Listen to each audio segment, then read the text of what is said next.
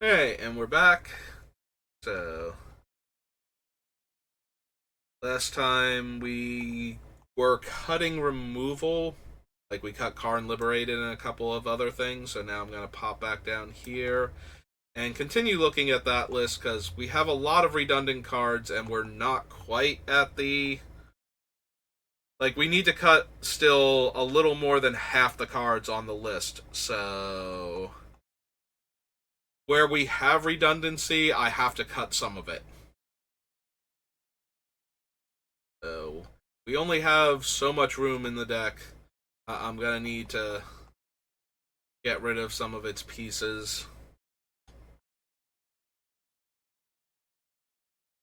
Like, as far as Wraths go, we currently have Sun's Champion as a Wrath in our deck.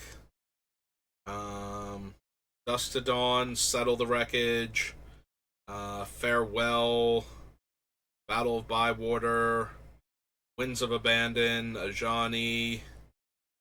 Yeah, so we have 7 Wraths. I think that's too many still. Um,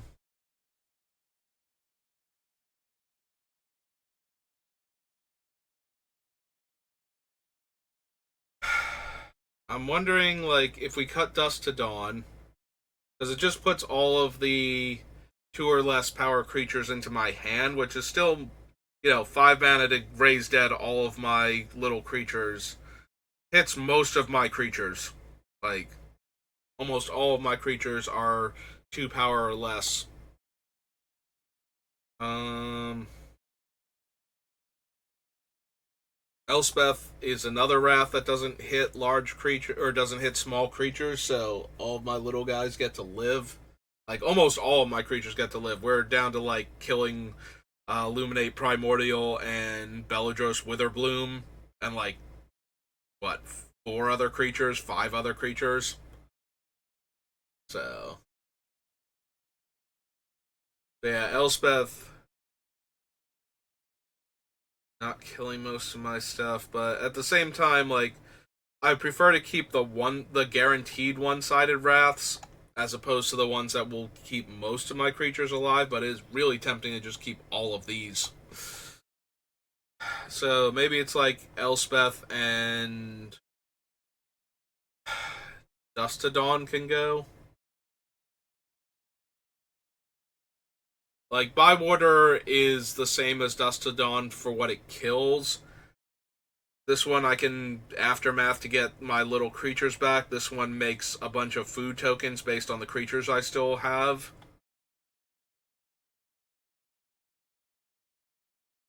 We can't run all of these, so some of them are gonna have to go. And I think, like Sun's Champion at 6 mana, she does have the upside of also being able to make a whole bunch of 1/1s every turn.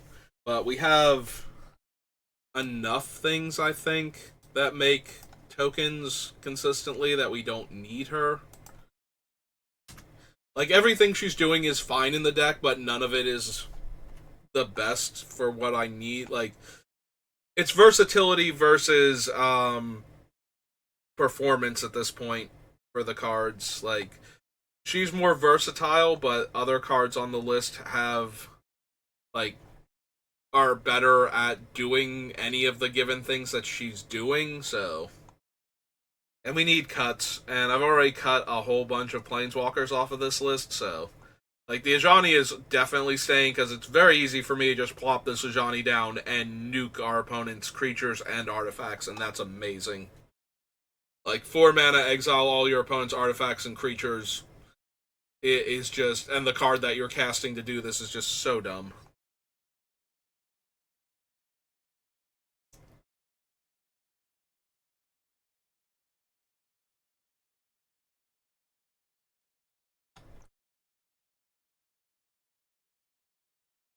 I don't know. Maybe we have enough one-sided wraths that we don't need farewell.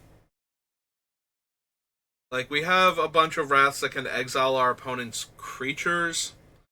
And I really don't want my enchantments to get exiled, so I would rather do like the fracturing gust at that point, or just take advantage of the fact that I can exile multiple artifacts and/or enchantments with one card. Maybe that's enough, and I can cut farewell. Like, I don't mind having a reset button because sometimes you just need that, but I think we have enough other cards that can do that and are less disruptive to my strategy. The downside is if I cut farewell, then I need to find Fracturing Gust or something along the lines of like Aura Shards or something in order to get rid of all of the problematic things. Like, if we're that far behind where I don't mind killing my artifacts or enchantments in order to get rid of the artifacts and enchantments we're against, you know, maybe I still want farewell, but we have so many different wraths right now.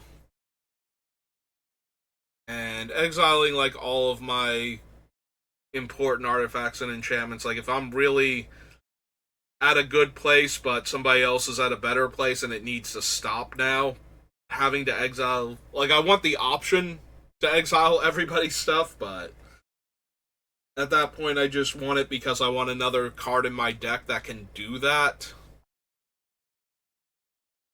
But yeah, I would prefer not to exile my stuff if at all possible. So, also, exiling my creatures is terrible when I have so many ways to get them back. And all of the other mass exile effects don't hit my creatures.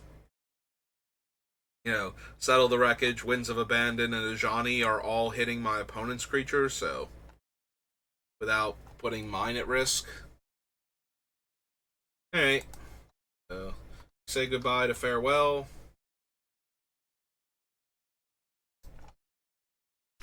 And we let Elspeth go do Elspeth things and not have to worry about helping us out. That's 290 or 297. 127. I juxtaposed all those numbers except for the one. I just got rid of it entirely. 127, so 7 more cuts, and then we just need to cut half of the cards on the list, and we'll be good.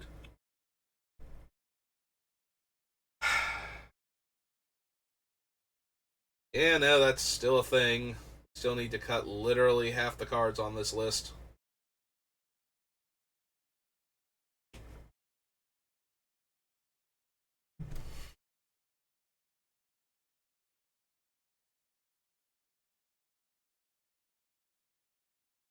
Maybe we don't have room for Ranunamp and Crucible. Maybe we just run Crucible. Because that gives us Crucible and Solemnity for Glacial Chasm. So, you have 2 different ways to interact with it where it won't kill us.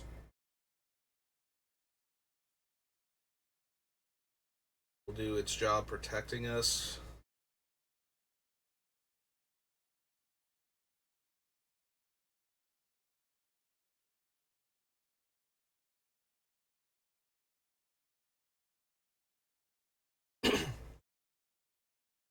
Scorch, Ailey, Anguished Unmaking, Heroic Intervention. Alright, we didn't cut Dust Till Dawn yet. I was considering it, and we might still because I need cuts, but yeah, maybe we don't need Ramunamp and the... The nice thing is that Ramunamp can be resurrected by a lot of our different cards, and we have way fewer ways to get back an artifact like Crucible. Like, it's way easier for us to bring Ranunamp back to the hand.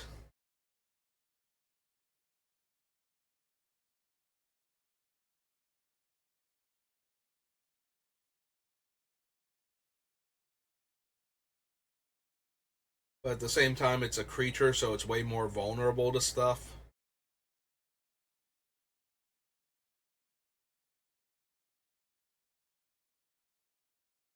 I'm going to wind up cutting one of the 2, and there's an argument to be made for either of them staying in the deck, so... Like, they're both 3 drops. One's more likely to die, but also easier to get back when it does. So there's that.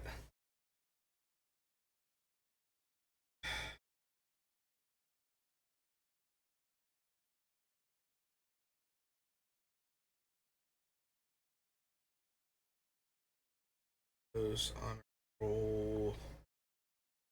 Lisa.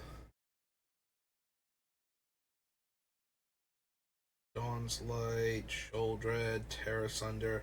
Yeah, I think we can get rid of the Raven Man. We already took Karn off the list. I think the Raven Man can go too. And maybe Fenlurker will go eventually, because we're getting to that point.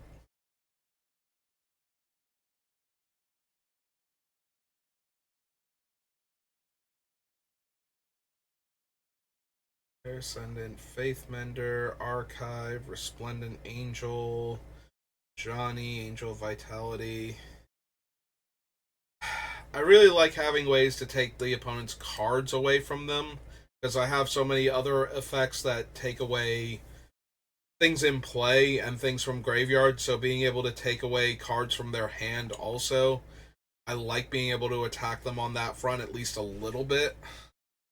Also, it meets a lot of the requirements for most other things that are going on in this deck. So,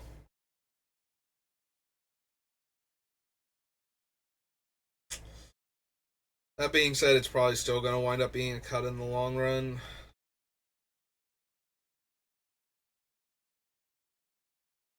Yeah, I don't sack my own permanents or destroy my own permanents for value. So, I guess we can cut Martyr's Bond then. Like, we're not bothering with Karmic Justice or any of the Grave Pact effects, so I don't know why I'm still bothering with that one.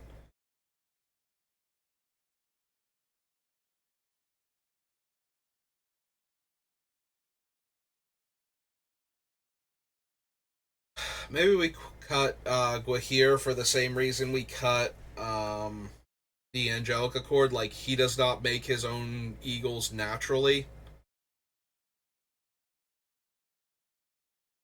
And he also makes 3/3 birds that don't have vigilance, so I need cuts. Yeah, no. We'll keep the two angels that make 4/4 vigilant angels. But I think we get rid of those two. Right, so that's 3 more cards off my list.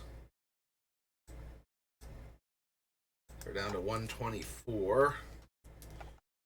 Still have forever to go.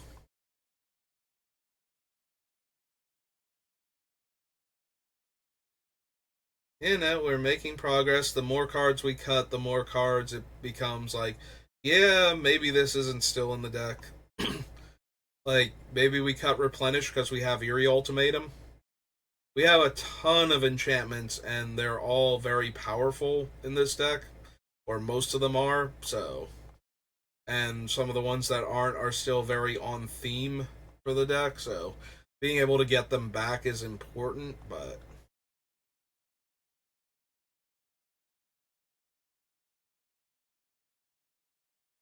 yeah, maybe we lose the Imp's Mischief. Imp's Mischief helps because it deflects a removal spell away from, like, one of the few, like, if we get into a position where we have one of the things that's protecting other stuff, saving that one thing is super important, you know, our Avacyn or something, but maybe we just don't have room for this. Like, we already have Lapse of Certainty, and we have Withering Boon on the list because sometimes the creature getting into play is just the problem. But for similar reasons, maybe we want Imp's Mischief because it's a black card that interacts with the spell. If I could retarget a spell or ability and lose life equal to the CMC of the source of the ability, then maybe I'd be more inclined to keep it, but because this doesn't really do anything against, you know, like a Ravenous Chupacabra type effect. You know, it just comes into play and kills one of my guys, and it's just like, yeah, I kind of need that guy, and I wasn't able to protect it because that's not what this card does. Like, there are circumstances where this card is just absolutely nuts. You protect your thing and you kill something that was a problem for you. All you do is lose a little life and the card. We have so many cuts to make that if it's close like that, I feel like more and more of the close cards have to keep coming off of the list in order for us to make progress. So, if a lot of these cards are close that aren't going to make it, and I think most of them are still, then every time we get to one where it's just like, nah, I'm gonna get rid of that. Like, I genuinely might cut Smothering Tithe.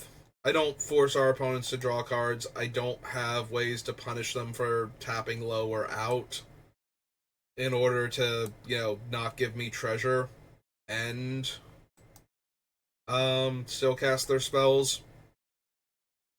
Like, when you can make the opponent actually suffer for this card is where I'm most inclined to play. Like, it has made at least one or two of my decks, I feel like. Because of that, like, we just have enough pressure on the opponent's mana, or we're forcing them to draw so many cards that the Smothering Tithe will always work, is the other effect. Like, either you need to take advantage of the fact that your opponent just doesn't have as much mana to work with. You need to be able to do a lot with the treasure, or you need to be able to force multiple players to draw lots of extra cards. If you do any of those things, Smothering Tithe is absolutely insane because you get the side benefits of the other two while your main focus is on any one of those things.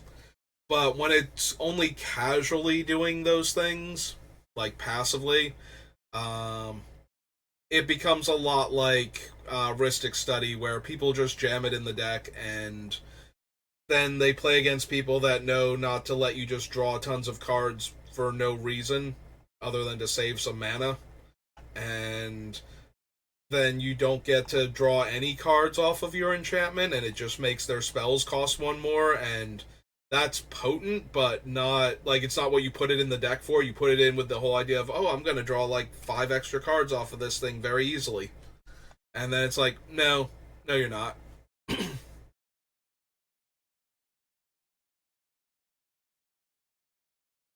I mean, maybe your playgroup you are, and if that's the case, more power to you.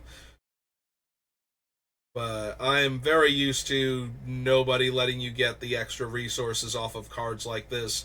So then it becomes a question of, are you actually stopping them from doing things because of that?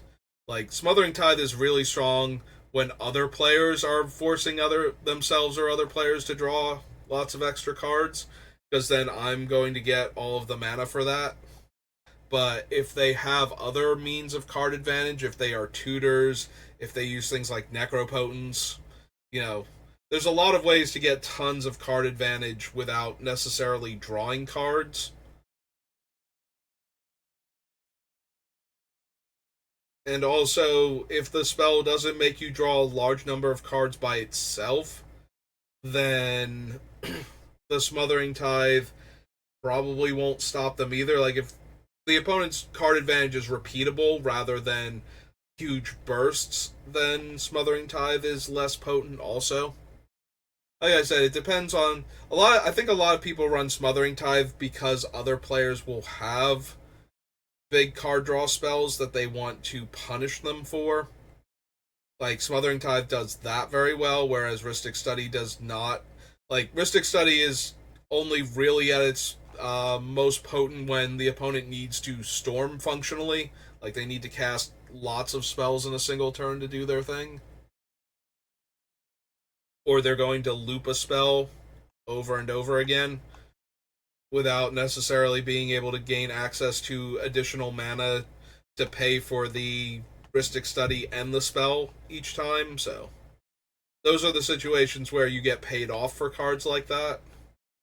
I still don't think we need it though, and we need cuts, so like, we're not taking advantage of it, so we're beholden to what other players at the table are doing in order to get the treasure from it. The only massive upsides to Smothering Tithe are our ability to gain life for the cards for the treasure tokens coming in and going out, and the fact that everybody can use a little extra mana. But the idea that we might gain life for it coming in and gain a ton of life for it leaving does help, but we have things like Lotho for that. Like, Lotho just straight up, like, we can cast 2 spells a turn and we'll get a treasure, and other players either will cast 2 spells in a turn and give us a treasure, or will only cast 1 spell. And either we are slowing them down by doing that, or we're getting the treasure, and we have enough control. Like, we can very easily double spell with this deck, like, consistently. Most of our spells are very cheap, and we have a bunch of acceleration also, so we are way more likely to just randomly make a bunch of treasures just from ourselves, so anybody else doing it just is gravy at that point. That is the type of thing with effects like that where you can go, yeah, somebody in the table is going to do something that will trigger this, and you will get the effect that you want. And that's not unreasonable, but I prefer when I have some say in whether or not we get the effect. Or if the alternative, like when you're giving your opponent a choice, is also very bad for them. Those are the 2 times where I really like the cards that a lot of people just jam in decks because they're, generically powerful. Well, all of that long-winded ranting. I have ranted multiple times about cards like Smothering Tithe and Rhystic Study, because I don't use them as much as a lot of other people do, and I feel like if you haven't heard why, it just looks dumb. Like, if the conventional wisdom is you run these cards in every deck that has these colors, you have to have a reason for not running them. And even if the reason is not the best, there should at least be a reason, so I figure I will explain the reason. If you disagree with it, just jam Smothering Tithe back in your deck. Like, pull one of the cards that I don't wind up cutting that you think is weaker and put Smothering Tithe back in, and you'll be fine. Like, that is the nice thing about Commander, is if you genuinely believe that one of the cards is not pulling its weight, or that something else has to be in the deck, like, there's 99 different cards that you can pull out that will let you put this other card back in, so you just have to figure out which one of them you don't think is good enough, and there you go.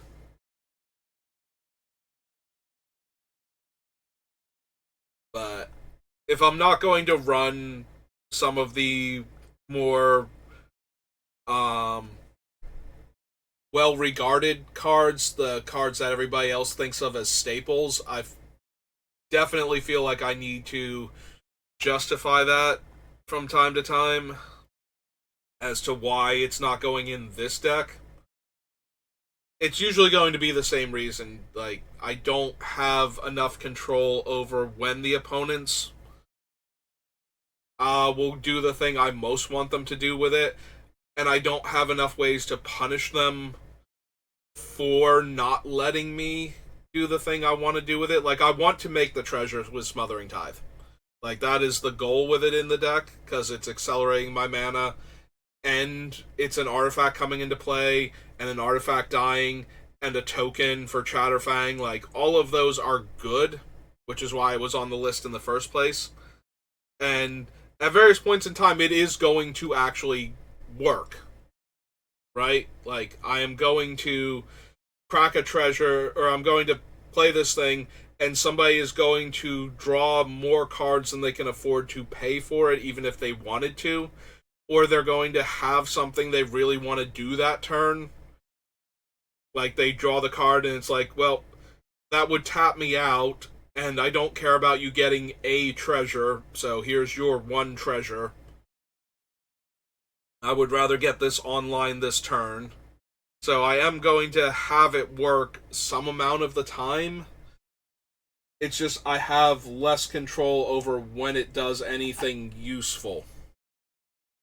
So at that point, when I'm trying to cut literally half the cards on this list and then a few more after that, I kind of need the card to do more than maybe occasionally do the thing I want it to do, and most of the time be a inconvenience for the opponents rather than a way for me to win.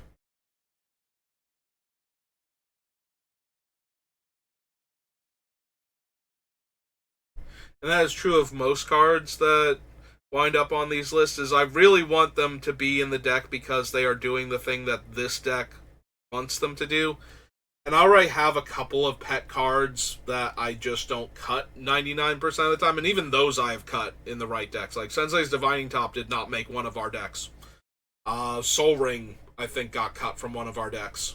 Like, there are scenarios where the card is just not doing what you want it to do in that particular deck. So even though it's a staple in all of my other decks, you know, it doesn't mean it automatically gets in.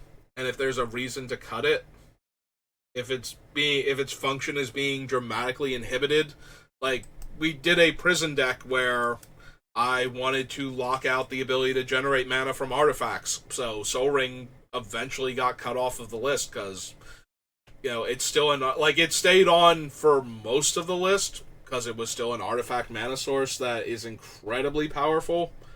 But we eventually got to the point where it's like I need more cuts, and I have 4 cards that make Soul Ring terrible. Like even if I play it in from my opening hand, I might negate it.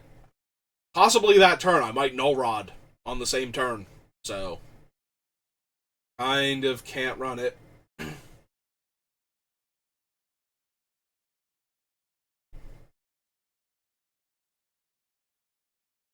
But yeah, if the staple does not work in the deck, it does not work in the deck. So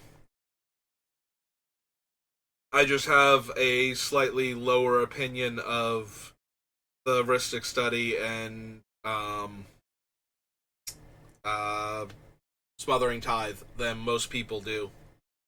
So those ones those ones keep winding up on the list and keep winding up getting cut, and I feel like they are the ones that most people would take issue with when I cut them. So I do feel the need to justify cutting them, but it's the same justification I use for cutting anything, including the cards that I most want in the deck sometimes. It's just like, I love the card. Like, I've cut staples that I put in every other deck that I built, and I've cut cards that I originally wanted to have in the deck because the other cards that we were putting in were just better, and it made me sad that we did not run them.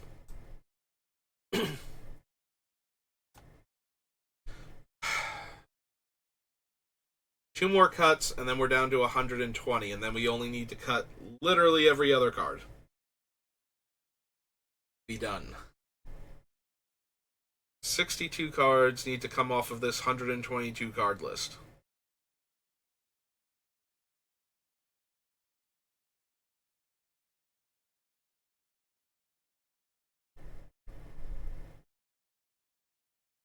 Is it replenish? Eerie Ultimatum is obviously better if we could cast either of them. So the question then becomes, is like, is replenish better because it gets back my enchantments way cheaper, or is Eerie Ultimatum better because it can get back all of my permanents that have gone to the graveyard, but it costs, instead of 4 it costs 7, and instead of white and 3 it costs triple black, double white, double green.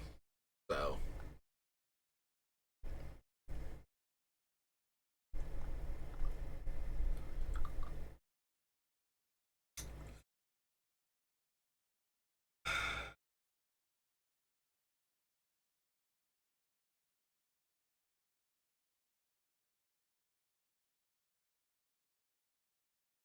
and now I like all of the cards still on our list, but we gotta cut a bunch of them.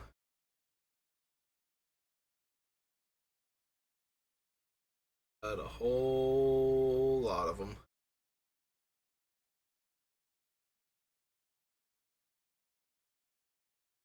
Yeah, I think I've almost scrolled past enough cards I would have to cut everything from this point forward in order to be done.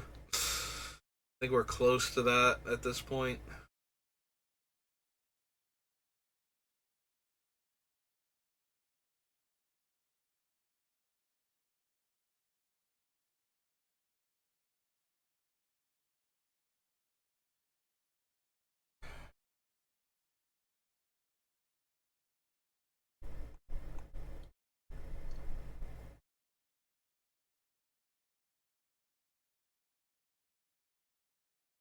Dawn, Solemnity, Settle the Wreckage, Dawn of Hope, Citadel, Casualties, Barrier Breach, Eerie Ultimatum, Roos, Valkyrie Harbinger, Witherbloom. It might be Witherbloom. Like, the entire package is good, but again, it's one of those like Elspeth. No individual piece of it is so good that it's worth the 7 mana. I have to be doing all of the things.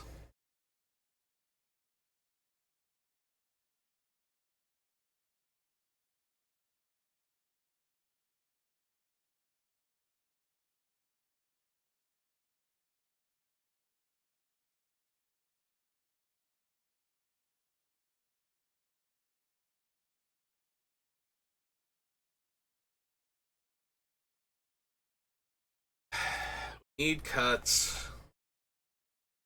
She's very good in the deck. I do like her, but I don't think I need her. Sorry, Miss Witherbloom.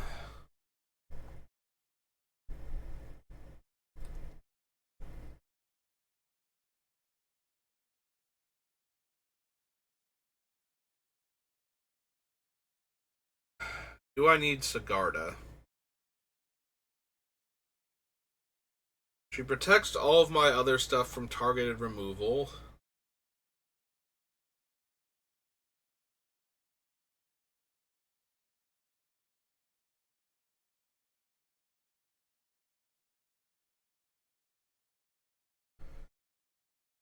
Lets me cast Angels and Humans off the top, which I still think I have fair number.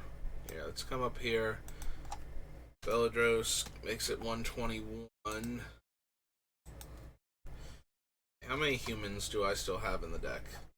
1, 2, 3, 4, 5, 6, 7, 8, 9, 10, 11, 12. Alright, so we have 12 humans on the list. Plus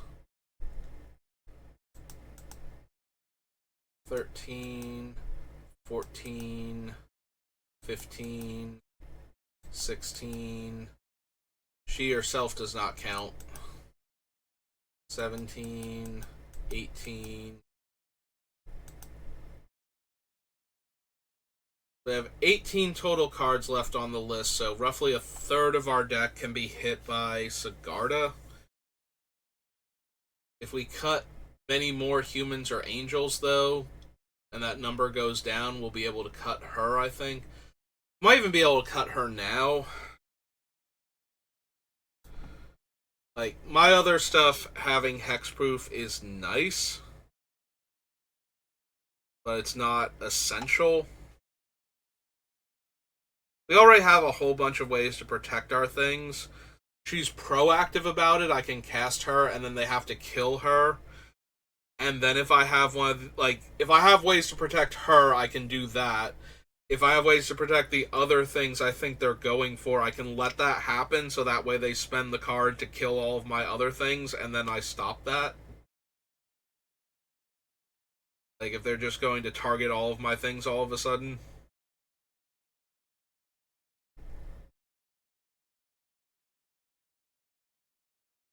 Or if they're going to target one specific thing that I can't afford to lose, I can make them have another thing to save to get rid of it. She's okay, but I'm cutting so many cards. Also, while she is protecting my stuff, I can't use most of my wraths because they will kill her. The ones that can kill large creatures anyway. Now, that's true of a handful of my creatures still, so that in and of itself is not the best argument.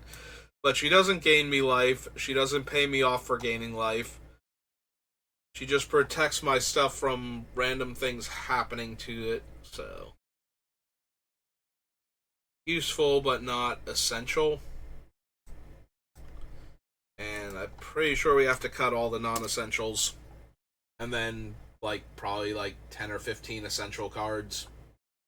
Because we're just at that point. Alright, well, we're down to 120. So we only need to cut half of the remaining cards. So Demonic Tutor, Soul Ring, and Swords are staying in, so we need to cut 3 other cards. It might be Dust to Dust and Barrier Breach at this point. Pop back down here to my removal packages and see what we can see.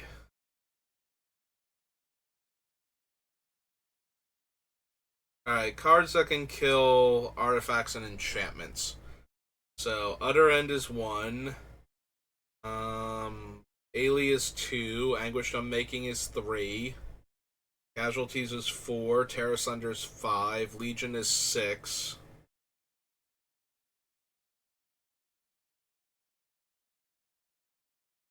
Windgrace is 7. Excise the Imperfect is 8. So if we got rid of those, we would still have Aura Shards, Fracturing Gust, Woodfall Primus, and Haywire Might. I wonder if I can cut the Woodfall Primus.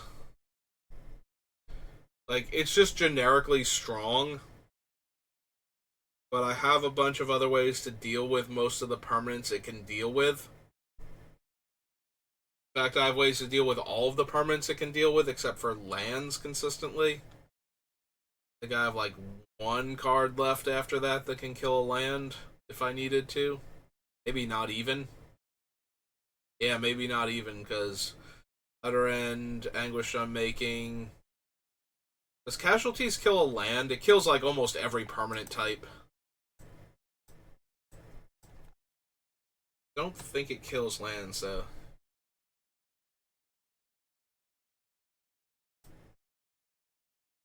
Oh no, it does kill a land. That's one of those things, like, I kill lands that, you know, there's usually not a land that's making me cast that. It's usually a creature or an artifact or enchantment.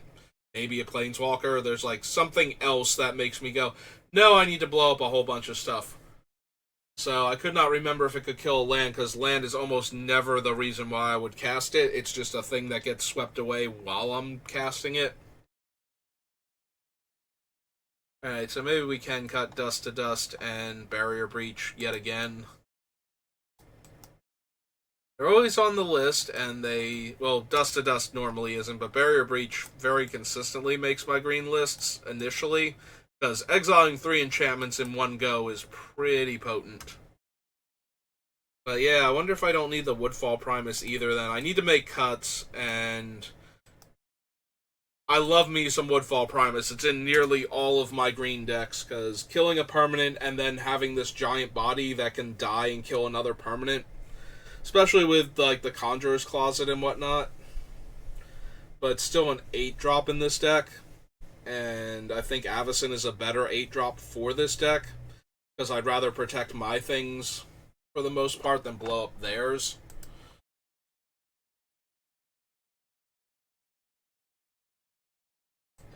So we get rid of the Primus.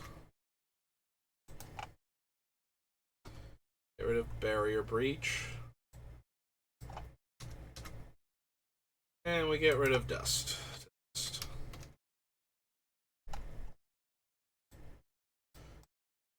I don't know why I was about to cut it when I just need to delete it. Alright, so that brings us down to 117. So we're now below the mark There are a few cards that can stay on this list, and we can still. So yeah, we did it. We cut the 3 cards that allow Demonic Tutor, Soul Ring, and Swords to Plowshares to stay on the list. That is what we have just done. Hooray! What other cards will come off of this list now to make room for our other things?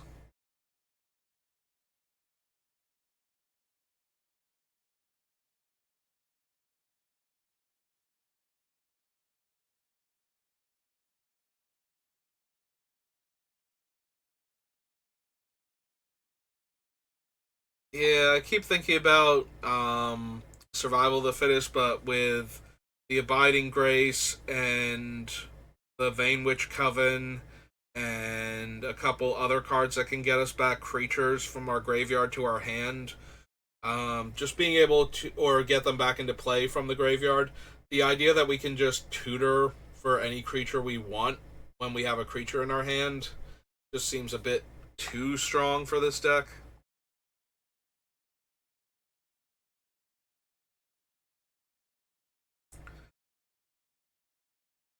Solemn, Well of Lost Dreams, Champion, Crucible. Yeah, I'm coming back to the whole Crucible versus um, Raminap Excavator, and yeah, one of them should probably go. So it becomes, do I want to keep the Excavator, who can be more easily brought back and can die more easily, or the Crucible that can just, be in play and be fine most of the time, but then once it's gone, I'm going to be really hard pressed to get it back in a reasonable amount of time. Like, I only have 3 tutors that can find it, and most of my ways to get it back are going to be like, it's either a 7 mana sorcery in Eerie Ultimatum, or I'm shuffling it back in, you know, with Bow of Nylea or Elixir of Immortality, so I have like 3 tutors that can find it from the deck if I desperately needed it.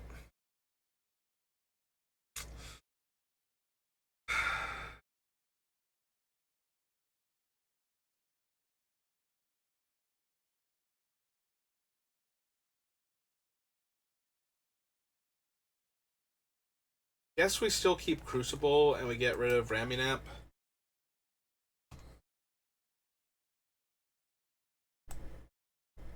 It's close though. Like I said, it's way easier to get back Raminap than it is, because we have so many ways to get back dead creatures, including the Revelark and the Vesperlark being able to get back, like, actually Vesperlark is 1 power, isn't it?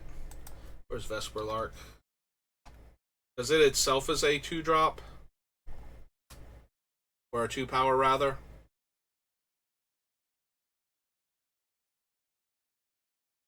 Maybe we don't need the Vesperlark then. I have a lot of 1 power creatures, including some that have very high casting costs relative to their power. Like, we have Deranged Hermit and Deep Forest Hermit, or whatever it's called. The Actually, it should be on. Yeah, there it is. Deep Forest Hermit. I was gonna say it should be on here because it's a Modern Horizons card. But yeah, we have like 2 5-drop 1 power creatures we can get back. A lot of my creatures are small enough for Vesperlark to tag into when it leaves. Like, I will almost definitely have a 1 power creature to get back.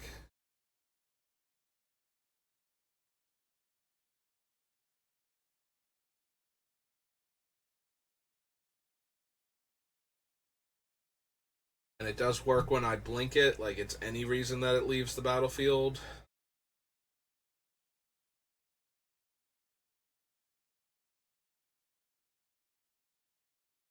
Alright, so we get rid of the Excavator. That brings us down to 116.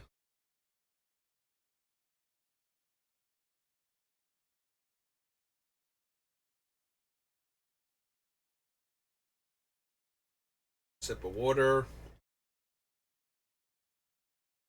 I try to figure out if these cards go.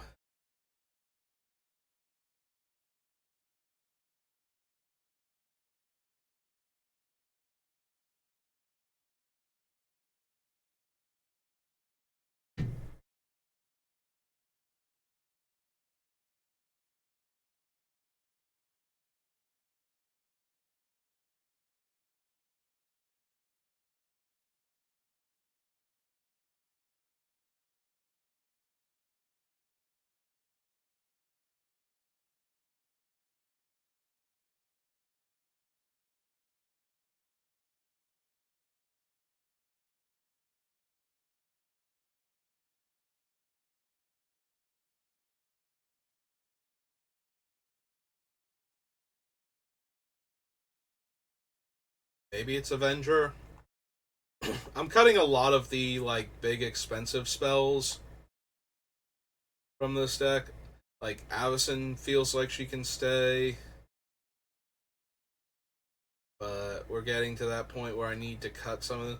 Like Teysa stays because she's another No Mercy, and that's more than good enough.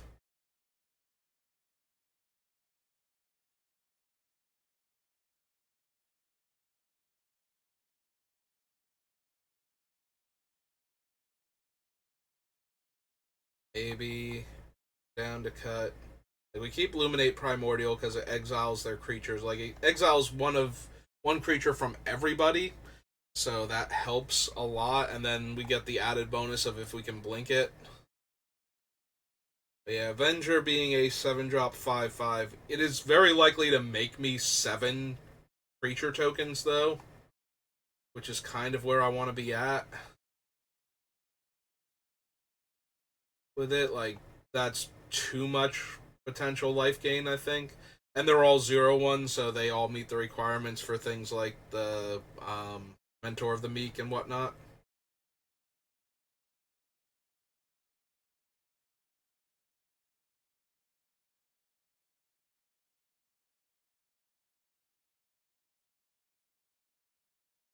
Alright, how is Lurus actually doing? Cut this one off before so we can get rid of that. Like, stat wise, what can I recast with Lurus? It has to be a permanent, and that permanent has to have a casting cost of 2 or less. So far, none of these. Soul Warden, Survival.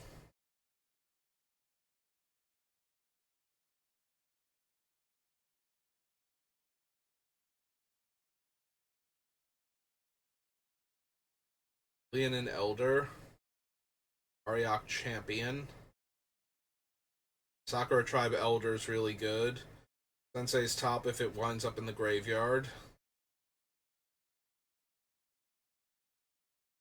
Essence Warden, Rift Sweeper, Bitter Blossom,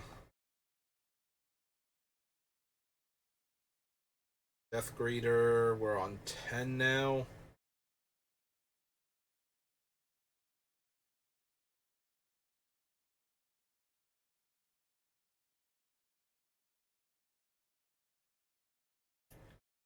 Yeah, I'm wondering if Lurus isn't good enough anymore.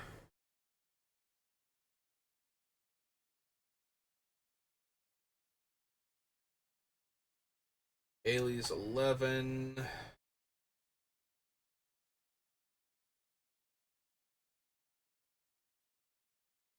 Dawn of Hope, if it dies, is 12.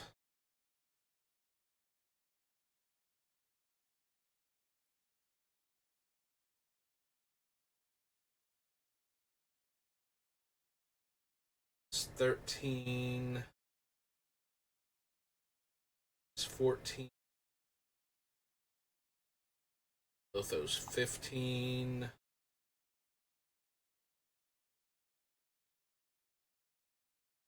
If it somehow winds up in the graveyard, Elixir is 16. Ascendant is 17.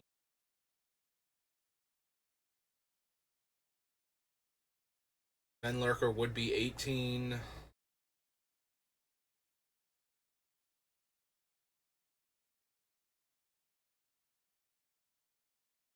Sithis is 19.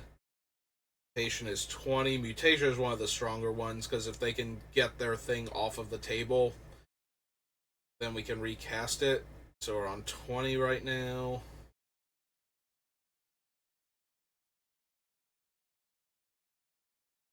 Prize Pig is 21. Alright, so there are technically 21 cards on the list that Lurus can recast, but out of those 21, there's like 5 of them that are really good to just be able to cast over and over again if they can keep going to the graveyard. And we don't sacrifice our thing, so this is just them going to the graveyard naturally. Yeah, maybe Lurus isn't good enough anymore. Maybe we cut enough cheap stuff that Lurus is out. Hey. That brings us down to 115. Maybe I need to cut Ashes to Ashes too. What are our other... Like, we have so many kill creature cards that... and exile them, that maybe we don't need Ashes specifically. Like, Ashes is fine, because it's exiling 2 cards for 1 card, and I don't care about the 5 damage. But it's 3 mana at sorcery speed, instead of 1 mana at instant speed to hit one thing, or 4 mana at instant speed to have the versatility to hit anything, not just creatures. And Ashes is limited to non-artifact creatures for good measure, so... yeah, okay. I'm talking myself into cutting Ashes to Ashes, even though this is a deck that would benefit from it more than some of the other ones. Alright, Legion's to Ashes. That off. Then the other 2 instances should be both Legion's to Ashes. Yep, okay. Down to 113. Alright, I feel like I'm slowing down with progress again, and we've been going for almost 2 hours. So I think this is a good cutoff point for now. So that's going to do it for me for today, I believe. I don't think I'm going to do anything else online before I go to work, so thank you for watching, and I will see you next time. Have a good rest of your day.